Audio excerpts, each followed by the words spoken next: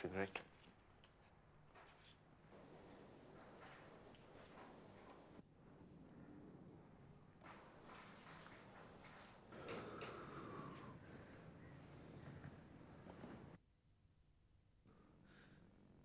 मैं पागल नहीं हूं। क्या है कि उस वक्त मैं बहुत नर्वस था। मैं नर्वस हो जाता हूं, अभी भी हूं।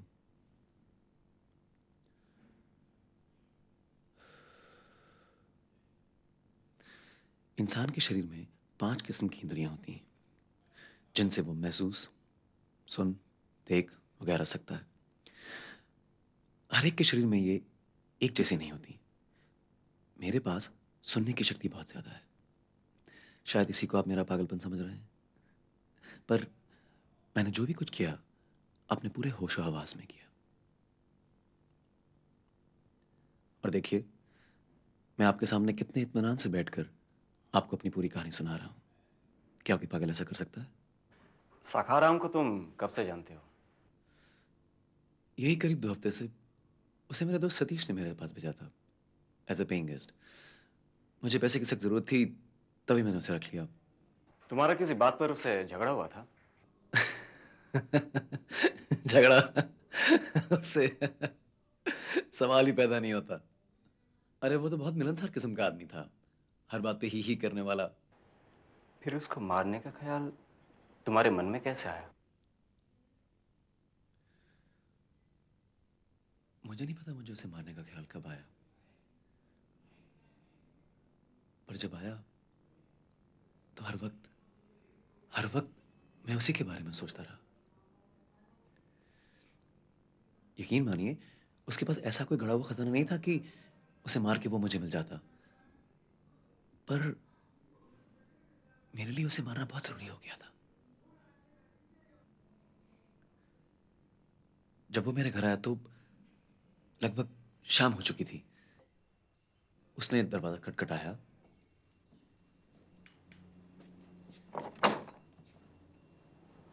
नमस्कार, मैं पंडित सखाराम। अरे पंडित जी, आइए आइए, आप ही की तो राह देख रहा था मैं। आइए। अरे बेटा, तुम्हारी नहीं तो नहीं, बहुत ये बैग लाइए। सतीश तुम्हारे बारे में बहुत बातें करता है कि बहुत बातचीत में अच्छे वो मुझे लड़के बहुत हो अच्छा तुम। लगा था। और वैसे मैंने मिलनसार, देखा भी, भला चंगा, बहुत ही बढ़िया, अच्छा लगा। देखने में अभी अच्छे खानदान का। बेटा मैं कहीं नियत का भूलना साफ। चाहूंगा। जी, जी। बुढ़ा आदमी हूं जी, ना, जी, पंडित जी। सबसे पहले उसने तो अरे नहीं नहीं, पूरे नहीं, महीने इसकी के नहीं, पास नहीं, में बाद में भी नहीं नहीं नहीं नहीं। अरे ठीक। उसमें सब कुछ अच्छा था,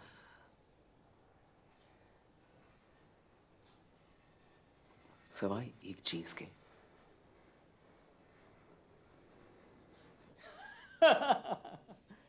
और वो चीज थी उसकी बाईं आंख। क्या कह रहे थे? नहीं, वहां पे भी कोई प्रॉब्लम नहीं थी मुझे, बस लेकिन उसकी बाईं आंख किसी जंगली कित की तरह थी, जो लगातार अपने शिकार को ढूंढती रहती थी और मौका मिलते ही उसे अपने पंजों में दबोच लेती थी। मुझे याद है, उस पे नजर पड़ते ही मेरी रीढ़ की हड्डी ठंडी हो गई थी। मेरी सांस रुकने लगी थी। मुझे लगभग उल्टी सी आने लगी थी। मुझे अगर पैसों की जरूरत ना होती तो मैं एडवांस उसके मुंह पे मार के उसे उसी वक्त अपने घर से निकाल देता, पर मैंने किसी तरह अपने आप को संभाला और उसे अपने पीछे बरसाती में आने को कहा। बहुत ही खूबसूरत जगह है और मौसम कितना बढ़िया है। यहाँ तो मजा आएगा, हम दोनों साथ रहेंगे। अरे वाह, क्या बात है। उस पूरी रात में सो नहीं पाया था।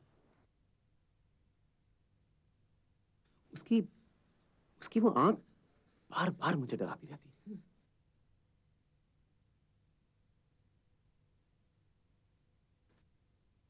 मैं जो ही आंख बंद करता, उसकी वही गिद्ध वाली डरावनी आंख मेरे सामने आ जाती।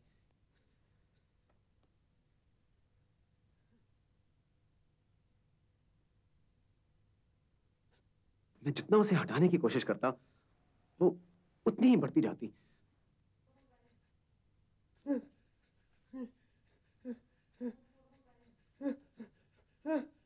मैं डर के मारे झटके से उठ गया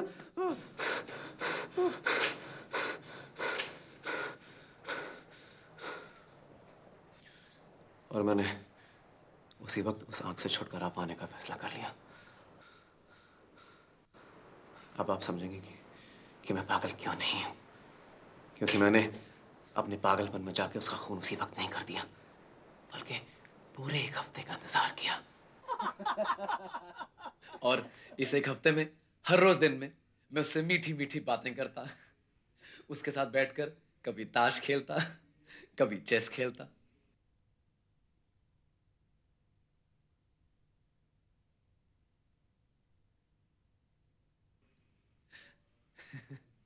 उसे तरह तरह के किस्से सुनाकर उसे हंसाता रहता, कभी अपने दादाजी के किस्से, कभी अपने चाचा जी के, और हम दोनों यूं ही दिन भर बैठकर हंसते खेलते रहते।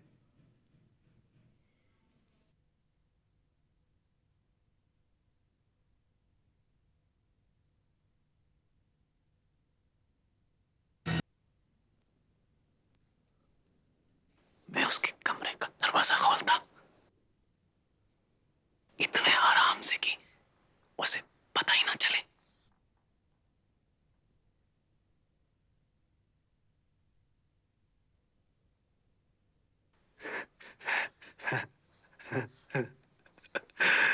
आप लोग मेरे कमीनेपन पे हंस सकते हैं, क्योंकि मैं इतनी चालाकी से दबे पांव उसके पास पहुंचता था कि बूढ़े को पता तक नहीं चलता था।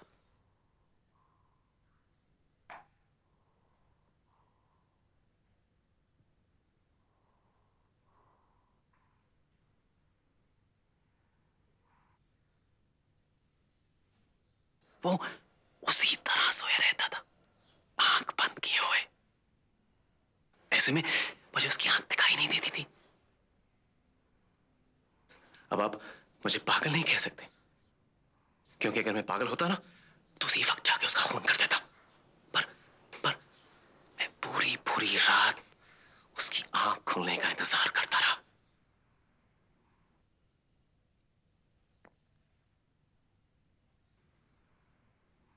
और जब वो नहीं जागता तो सुबह होने से पहले दबे पांव चुपचाप वापस चला जाता।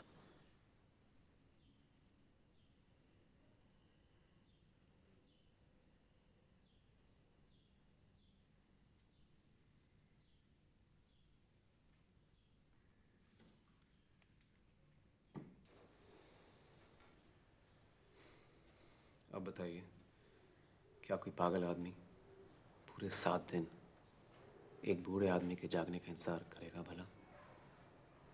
हाँ,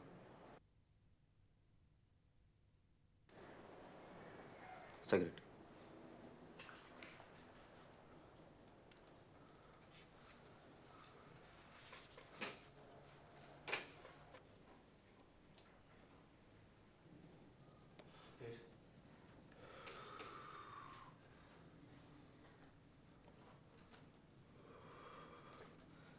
फिर क्या, उस दिन भी मैं पूरे दिन बूढ़े के साथ बातें करता रहा। अरे क्या बात है सुरेंद्र जी, चाय पी रहे यार। हम लोग अरे मेरे बहुत दादाजी देर की तक बात लॉन में हो रही बैठे है, रहे। मेरे चाचा जी की बात हो मैंने रही है। खुद अरे वो भी अपने हाथों से चाय बना के पिलाई। अरे मैं क्या क्या बताऊं, कमाल के शाम होते होते आइए आइए। अरे पूरा बहुत थक गया किस्से था। कल बात करेंगे। हाँ बात करेंगे। चलिए चलिए, थक गए। थक गए होंगे आप। हाँ चलिए खुश रहो बेटा। चलिए, हाँ जी हाँ जी। बहुत हाँ जी हाँ जी, थैंक यू। Good night. वो गुड नाइट पंडित जी। बरसाती में चला गया। Good night. Good night. आराम से पंडित जी। हाँ गुड नाइट। पता नहीं क्यों मुझे लग रहा था कि आज की रात बूढ़े की जिंदगी की आखिरी रात है। आज के बाद मुझे उस आंख को दोबारा नहीं देखना पड़ेगा।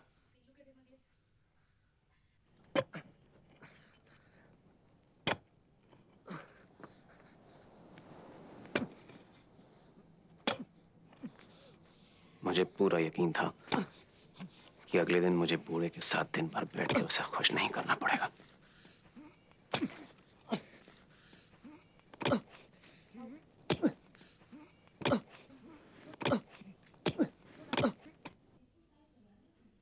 मैंने चुपचाप अपना कदम बरसाती की तरफ बढ़ा दिए। पता नहीं क्यों इससे पहले किसी रात मुझे अपने आप पे इतना भरोसा क्यों नहीं हुआ था।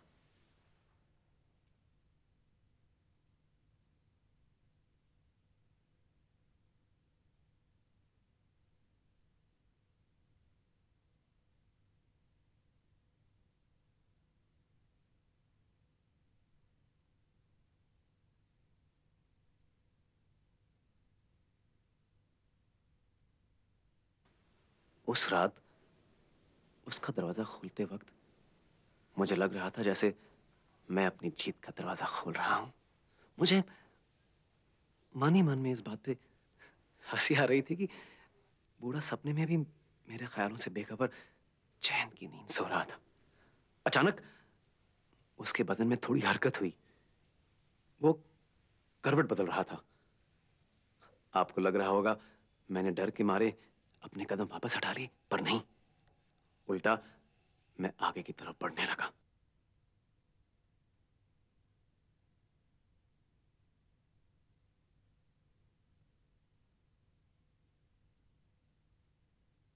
अचानक कौन है? कौन है?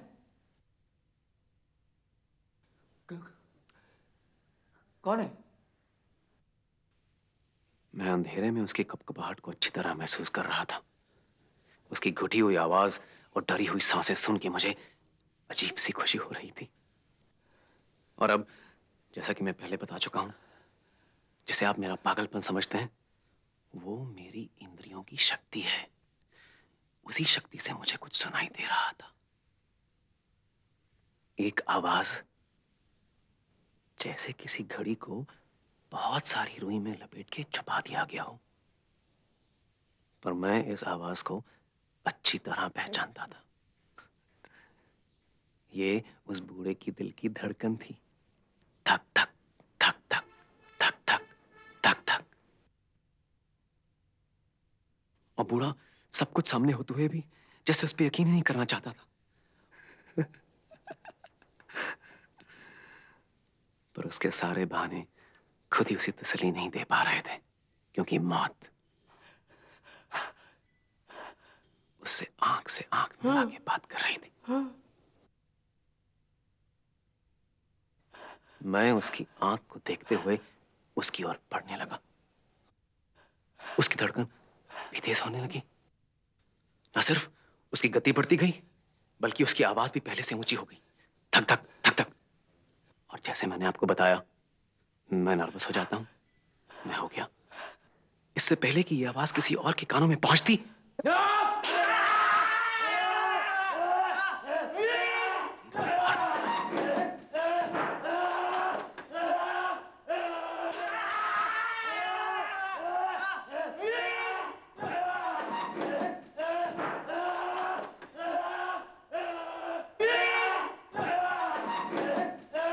और फिर उस भयानक आंख के मालिक ने थोड़ी देर अपने हाथ जमीन पर पटके और फिर शांत हो गया। मुझे उससे छुटकारा मिल चुका था।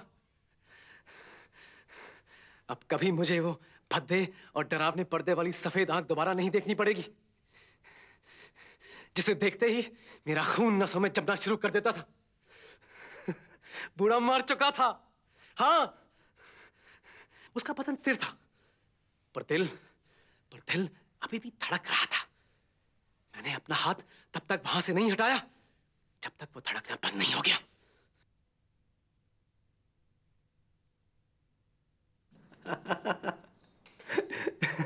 इसके बाद जो मैंने किया, उसे सुनने के बाद आपको पूरा यकीन हो जाएगा कि मैं पागल नहीं। मैंने लाश को सारे सबूतों के साथ हटाने की तरकीब सोची। सबसे पहले मैं लाश को बाथरूम में ले गया, और मैंने उसे बाथटब में डाल के चॉपर से छोटे छोटे टुकड़े कर दिए। देखिए, अगर मैं पागल होता तो लाश को फर्श पे नहीं काटता, और अगर मैं फर्श पे काटता तो फर्श पे खून के धब्बे नहीं रह जाते। मैं लाश को और छोटे छोटे टुकड़ों में काटने जा ही रहा था कि अचानक मैंने पुलिस का सायरन सुना, जो हर पल मेरे नजदीक आ रहा था। अब आप समझेंगे कि मैंने जल्दी में जरूर कोई पागलपन किया होगा, नहीं?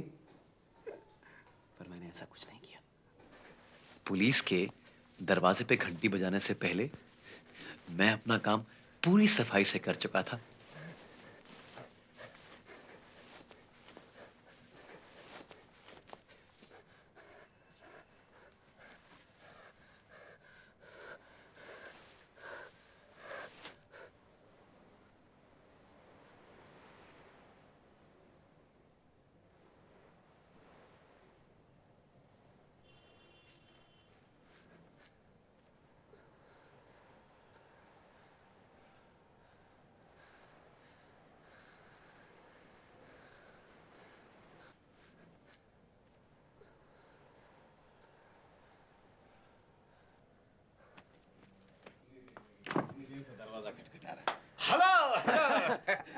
Yes inspector.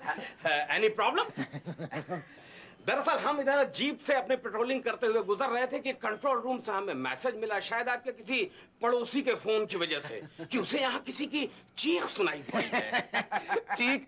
और यहाँ पे सवाल ही नहीं पैदा होता इंस्पेक्टर, मैं तो यहाँ अकेला रहता हूँ। और मैं पागल तो हूँ नहीं कि रात को सोते सोते चिल्लाना शुरू कर दूँ। और मैंने सुना है कि आपके साथ यहाँ कोई और भी रहता है ना?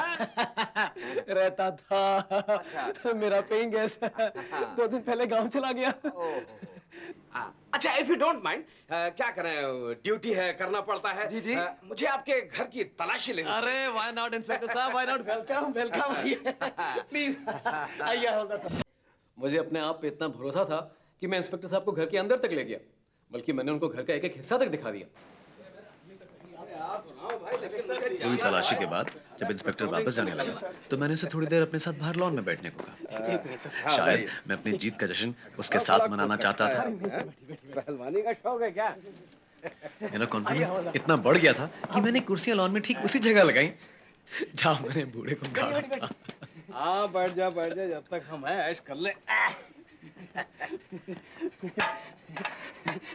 आइए आइए, अच्छी जगह है भाई।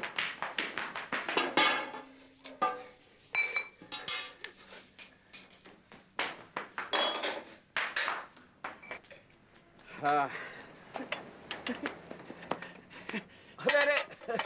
अरे इसकी क्या जरूरत थी? अरे छोड़िए इंस्पेक्टर साहब, आप भी तो दिन भर ड्यूटी करके थक जाते होंगे। हाँ भाई, जनता की सेवा करनी पड़ती है। अरे इंस्पेक्टर साहब छोड़िए, इस शहर में आप जैसे लोगों को क्या पेट्रोलिंग करने की जरूरत है। जिस शहर में आप जैसे इंस्पेक्टर साहब हों, भला उस शहर में जुर्म कहाँ हो सकता है। लीजिए लीजिए। चीयर्स। दो पे अंदर जाते ही इंस्पेक्टर अपने बारे में बड़ी बड़ी छोड़ने लगा। भाई पांडु, वो क्या नाम था उसका, वो डिसूजा। तभी मेरे कानों में जानी पहचानी आवाज सुनाई दी। सैटरडे के दिन उठा के उसको मैंने लॉकअप में बंद कर दिया, मंडे तक जमानत हो ही नहीं सकती थी।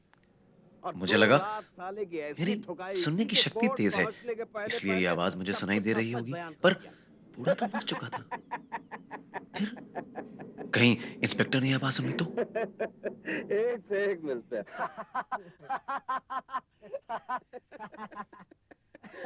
और वो कांति भाई अपने आप को उस्ताद इंस्पेक्टर अपनी कहानियां सुना रहा था, पर उसके शब्द मेरे कानों के बाहर तक ही रुक रहे थे, क्योंकि मुझे सिर्फ एक ही आवाज सुनाई दे रही थी, और वो भी पहले से बहुत तेज। धक धक धक धक। मत रहो, आप भी कमाल के हैं साहब। हाँ, हम तो कमाल करते हैं। अरे उठा के भूस भर दिया मैंने उसको। अरे इंस्पेक्टर साहब, आपको ड्यूटी पे देरी नहीं हो रही क्या? इंस्पेक्टर शर्मा के शहर में रहते मजाल है कोई जुर्म कर सके? बूढ़े की धड़कन इतनी तेज हो गई थी कि मेरी नसें फटने लगी थी। मुझे कुछ समझ में नहीं आ रहा था। उसकी आवाज इतनी तेज हो गई थी कि सड़क पे आते जाते लोग सुन सकते थे, पर ये दोनों हंसे जा रहे थे जैसे कुछ सुना ही नहीं दे रहा हो। मुझे उन पे गुस्सा आने लगा था। पागल हो गया तुम लोग, बेफजूल में हंसे जा रहे हो, हैं? पागल हो गया? तुम्हें बूढ़े की दिल की धड़कन नहीं सुना दे रही क्या? अरे उस बूढ़े की धड़कन मैंने उसे मार के यही गाड़ा है इंस्पेक्टर, उसे छोटे छोटे टुकड़ों में काट के यही गाड़ा है इंस्पेक्टर, यही गाड़ा है, उसके दिल का यही गाड़ा है। तुम लगता है पागल हो, मैं पागल नहीं हूँ। मुझे पागल समझा, मैं पागल नहीं हूँ, मुझे पागल